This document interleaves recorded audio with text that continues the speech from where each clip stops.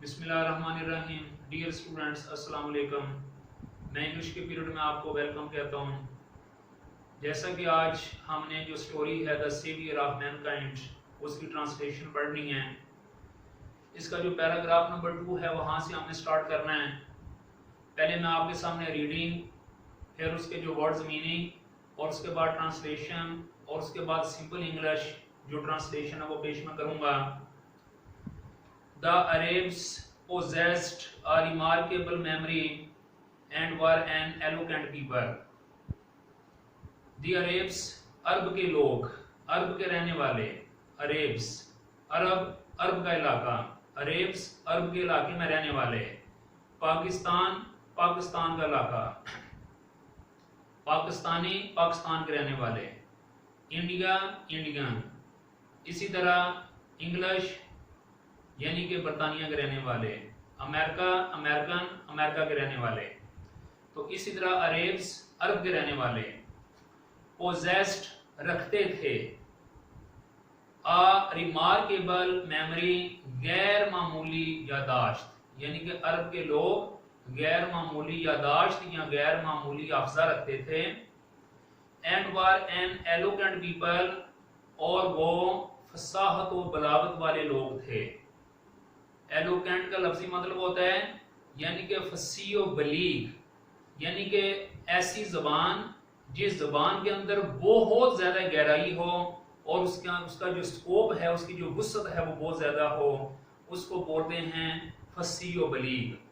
तो इसका तर्जुमा हुआ the Arabs possessed a remarkable memory and were an eloquent people.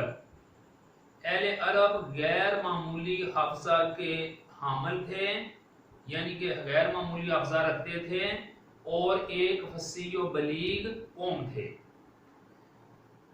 उसके बाद आ गया देयर एलोकेंस, उनकी फसाहत व बलागत, एंड मेमोरी और हाफजा यानी कि यादाश्त, found expression in their poetry, उनकी फसाहत व बलागत और उनका जो हाफजा है ये उनकी जो शायरी है उसमें भी ज़ाहिर हुआ, यानी कि उनकी फसाहत व बलागत और उनकी जो यादाश्त थी उसका इजहार यानी कि उनकी शायरी में भी हुआ।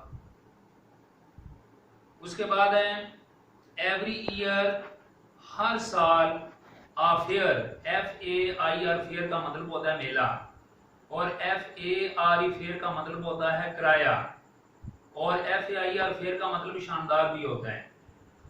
एवरी ईयर, हर साल, आ फेयर वाज हेल्ड, एक मेला लगा करता था या एक मेले का इनेकाद होता था। फॉर पोलिटिकल कॉम्पिटिशंस, शायराना मुकाबले के लिए, एट ओकास, ओकास के मुकाम पे, ओकास एन यानी कि ओकास को हम ऐसे लिखेंगे ओकास, एन काफ और आगे ज़ोइन, ओकास यानी कि ये काफ, ये ओकास, एन काफ ओकास, ज़ोइन ओकास।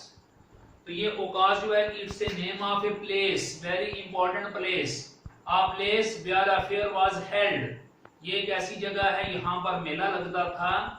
और आपको ये पता होना चाहिए ये पूरे अरब के अंदर ये बहुत मशहूर यानी कि जगह थी।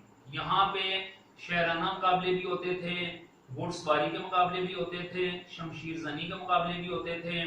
बताना ये है कि इससे पहले लफ्ज ऐड क्यों इस्तेमाल हो गया, इन औकास भी हो सकता था। तो बच्चों ये आपको पता होना चाहिए जो एट औकास का मतलब है कि जिस वक्त कोई भी वाकया किसी भी गांव के अंदर हो, किसी कस्बे के अंदर हो, बहुत बड़े शहर के अंदर ना हो, उसके लिए ऐड इस्तेमाल होता है। और अगर कोई बड़ा शहर इस्तेमाल हो या बहुत बड़ा कस्बा हो उसके लिए इनका लफ्ज इस्तेमाल होता है।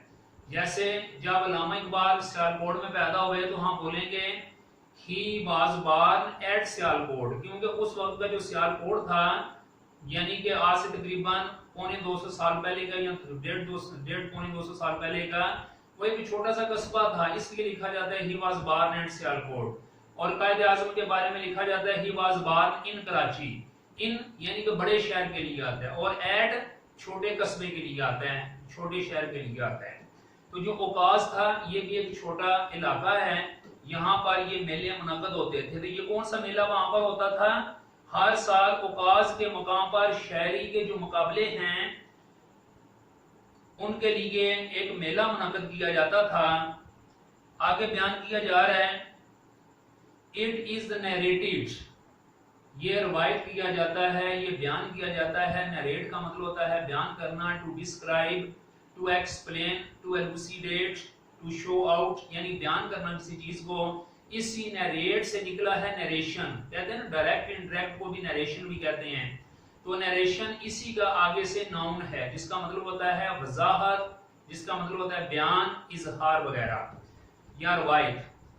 इट इज नरेटेड, ये बयान किया जाता है, दैट हमाद के, हमाद ये एक नाम है आदमी का, बहुत बड़ा शायर था, said to tell Walid bin Yazid, ये बयान किया जाता है कि हमाद ने उस वक्त के जो वजीर थे यानी कि खलीफा थे, बल्कि खलीफा थे, कह लो खलीफा वलीद बिन यजीद से ये बात कही, I can recite to you, मैं आपको सुना सकता हूँ, यानी कि वो अपना शायराना कमाल की बात कर रहा है। वो बंदा हमाद जो है वो कहते हैं कि I am recite to you, मैं आपको सुना सकता हूँ, for each letter of the alphabet, हरूफे तजी के हर हर्फ से, हर हर्फ के जरिए 100 लॉन्ग पोएम्स, 100 लंबी नज़में, यानी उन्होंने कहा, बयान किया जाता है कि उन्होंने कहा कि मैं हरूफे तजी के हर जो हर्फ है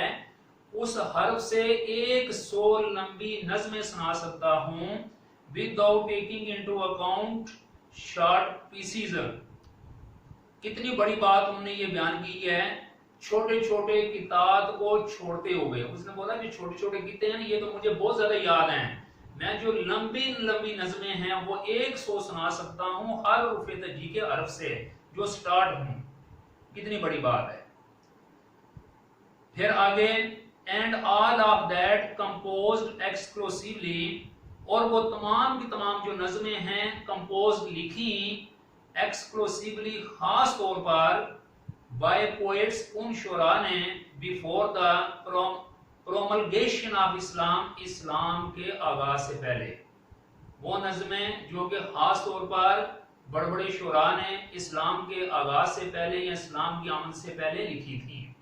अब इस सारे का तर्जुमा सुने। उन्हें बोला, I can recite to you for each letter of the alphabet 100 long poems without taking into account short pieces, and all of that composed exclusively by poets before the promulgation of Islam। तो इसका तर्जुमा ये है कि मैं आपको सुना सकता हूँ हरूफ तजी के हर हर्फ जो है उसको लेके 100 लंबी नज़में, छोटे छोटे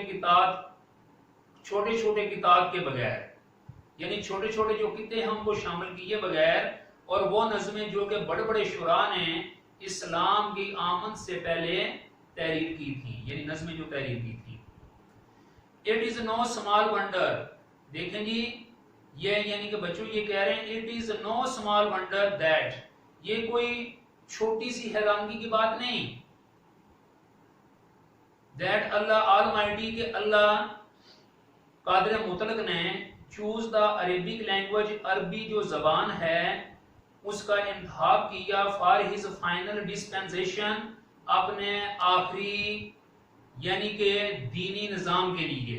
ये कोई छोटी सी बात नहीं कि अल्लाह ताला ने अपने आखिरी दीनी निज़ाम के लिए, and the preservation of his word, और अपने जो आखिरी कलाम है उसकी हिफाजत के लिए अरबी ज़बान का इंतखाब किया। अब पूरे का तर्जुमा ये होगा बच्चों, ये कोई हैरानगी की बात नहीं कि कादिर मुतलक अल्लाह ताला ने अपने आखिरी दीनी निज़ाम के लिए और अपने कलाम की हिफाजत के लिए अरबी ज़बान का इंतखाब किया। पैरा ये खत्म हुआ बच्चों। से अगला para, in the 5th and 6th centuries mankind stood on the verge of chaos।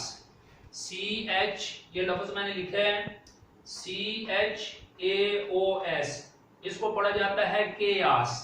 केयास का मतलब होता है अफरा तफरी, इंतशार, बदनज़मी। In the 5th and 6th centuries, 5वीं और 6वीं सदी में mankind stood on the verge of chaos, आदमियत या इंसानियत, मैन का मतलब इंसान होता है, मैनकाइंड इंसानियत या आदमियत, स्टूड ऑन खड़ी थी, दी वर्ज ऑफ, वर्ज का मतलब होता है किनारा, किनारे पे खड़ी थी, केयास इंतशार के। 5वीं और 6वीं सदी में, 5वीं और 6वीं सदी में इंसानियत इंतशार के दहाने पे खड़ी थी, यानी कि इंसानियत के अंदर इंतशार, अफरा तफरी, डिसऑर्डर शुरू हो चुका था। इट सीम्ड, ऐसा नजर आता था, दैट द सिविलाइजेशन के तहजीब which had taken 4000 years to grow up, के तहजीब जिसने परवान चढ़ने में तकरीबन 4000 साल का सफर तय किया था, had started crumbling, उसने बिखरना शुरू कर दिया था। वो तहजीब जिसने परवान चढ़ने में 4000 साल का अरसा लिया था, वो बिखरना शुरू हो चुकी थी, रेजा रेजा होना शुरू हो चुकी थी। Crumbling mean fall down, crumbling mean यानी के क्लैप्स, क्रम्बलिंग मीन स्केटर्ड, टुकड़े टुकड़े होना वगैरह। At this point in time, and इस वक्त, इसका हम तर्जुमा करेंगे at this point in time, and इस वक्त, अल्लाह ऑलमाइटी रेज्ड अ प्रॉफिट, अल्लाह कादिर मुतलक ने एक नबी को पैदा फरमाया, फ्रॉम अमंग देमसेल्व्स, उन्हीं में से। एंड इसी वक्त अल्लाह कादिर मुतलक ने उन्हीं लोगों में से एक नबी को यानी कि पैदा फरमाया।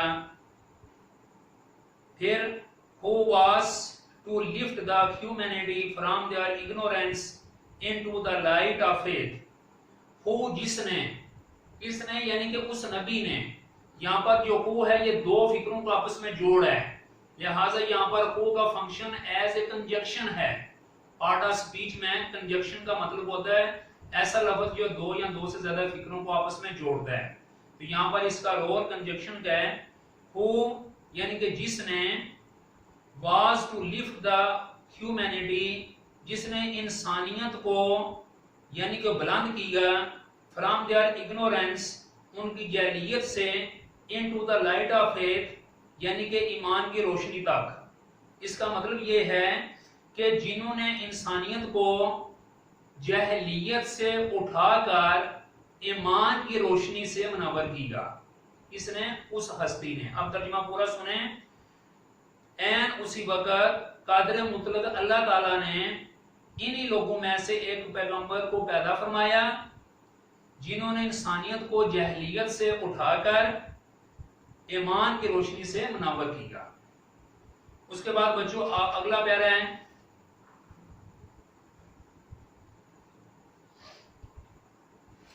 when Hazrat Muhammad sallallahu alaihi wasallam was 38 years of age, जब हजरत मोहम्मद सल्लल्लाहु अलैहि वसल्लम की उम्र 38 साल की हुई, he spent most of his time in solitude and meditation।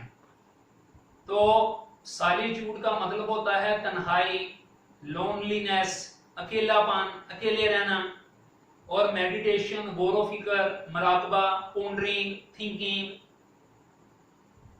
तो आप सल्लल्लाहु अलैहि वसल्लम की जब उम्र 38 साल की हुई तो आपने अपना ज्यादा जो वक्त है ये तन्हाई में और मराकबे में गुजारना शुरू कर दिया, तन्हाई में और गौर फिक्र में गुजारना शुरू कर दिया। इन द केव ऑफ हीरा, हीरा के मैदान में, यानी हीरा के गार, गारे हीरा जिसे कहते हैं, हीरा के गार में, ही यूज्ड टू रिटायर, आप सल्लल्लाहु अलैहि वसल्लम गोशा नशीन हो जाते। रिटायर का मतलब होता है गोशा नशीन हो जाना, सारी मसरूफियात छोड़ के कोने में बैठ जाना। He used to, used to का लफ्ज, यूज्ड टू का लफ्जी मतलब होता है ये बेसिकली पास्ट हैबिट के लिए इस्तेमाल होता है। जब भी आप अपने किसी जमाने की आदत को ज़ाहिर करेंगे, बचपन की आदत को ज़ाहिर करेंगे, किसी एक्शन को ज़ाहिर करेंगे, तो उसके लिए यूज टू का इस्तेमाल होगा। I use to go to garden, मैं बाग में जाया करता था। आई यूज टू यानी कि I use to eat ground nuts in my childhood, मैं अपने बचपन में मूंगफली यानी बहुत ज्यादा इस्तेमाल करता था, खाया करता था। I use to graze the animals in the meadows, मैं यानी कि मैं जो अपने जानवर हैं उनको चरागाह में चुराने के लिए ले जाया करता था। तो ये पास्ट हैबिट के लिए यूज टू का इस्तेमाल होता है, सिर्फ उसके बाद आपने पहली फॉर्म ऑफ वर्ब लगानी होती है। इसका आ जाएगा he used to retire with food and water, आप खुराक और पानी लेकर गोशा नशीन हो जाया करते थे। And spend days and weeks, और कई के दिन और हफ्ते आप गुजारा करते in remembrance of Allah almighty, अल्लाह कादिर मुतलक की याद में। और आप इस तरह कई के दिन और हफ्ते अल्लाह तबारक व तआला की याद में बसर किया करते। तो बच्चों ये थे 3 पैराग्राफ जो कि मेरा टारगेट था मैं आज तक आप तक पहुंचाऊं। अब मैं जरा मुख्तसर आपको ये बताऊंगा कि ये जो लफ्ज हैं इनका वर्ड्स मीनिंग, जो बीच में लफ्ज वैसे तो मैंने साथ साथ आपको बताए हैं, मैं इनका अल्फाज मीनिंग के साथ साथ आपको सिंपल इंग्लिश जो है, बल्कि सिंपल इंग्लिश जो है इंशाल्लाह इससे जो नेक्स्ट लेक्चर है उसमें मैं आपको बताऊंगा कि इन्हीं पैराग्राफ की जो सिंपल इंग्लिश है वो आपने कैसे करनी है। तो यहाँ तक ये जो 3 मुख्तसर पैराग्राफ हैं इनको आपने तैयार करना है, और उसके बाद इंशाल्लाह इन्हीं की, आज तो मैंने आपको ट्रांसलेशन पढ़ाई है इंग्लिश के अंदर, इंशाल्लाह अगले लेक्चर में मैं इन्हीं पैराग्राफ्स की जो ट्रांसलेशन है वो सिंपल इंग्लिश में आपको पढ़ाऊंगा। थैंक यू वेरी मच, अल्लाह हाफिज़।